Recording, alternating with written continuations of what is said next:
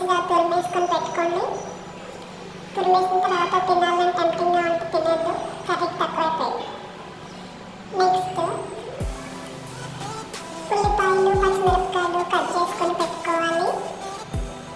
So ఇంకా మనకి కరివేపాకు అన్నీ ఒక ప్లేట్లో ఇట్లా రెడీగా పెట్టుకోండి. సో మనకి కర్రీ చేసేటప్పుడు ఈజీగా ఉంటుంది అన్నీ ఒకేసారి అట్లా వేసుకోవడానికి.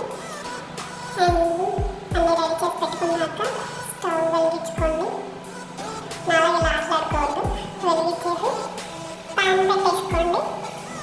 దాంట్లో తగినంత ఆయిల్ వేసుకోండి.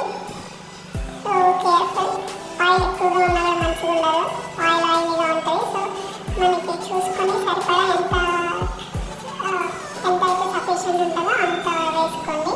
ఆయిల్ హీట్ అయిందో లేదో చేయి పెట్టి చూసుకోండి. కొంచెం చేతి వేడిగా వెళ్తే హీట్ అయినట్టు. సో ఆయిల్ బాగా హీట్ అయిన తర్వాత పోపు గింజలు వేసుకోవాలి. ఆవాలు, సాయమినం పప్పు, పచ్చిపప్పు, జీలకర్ర, ఆవాలు అన్నీ కలిపి వేసేసుకోండి.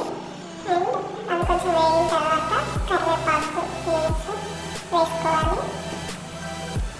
సో మొత్తం మంచిగా కొంచెం ఫ్రై అయినాక ఆనియన్స్, పచ్చిమిరపకాయలు వేసుకొని కొంచెం సేపు వాటిని వేగించండి. ఎందుకంటే క్యారెట్ వేసిన తర్వాత ఇది సరిగా వేగకపోవచ్చు. సో అందుకని కొంచెం ఇట్లా క్యారెట్ వేయక ముందుగా ఫ్రై చేసుకుంటే మనకి కొంచెం ఇవి ఫైన్గా కుక్ అవుతాయి.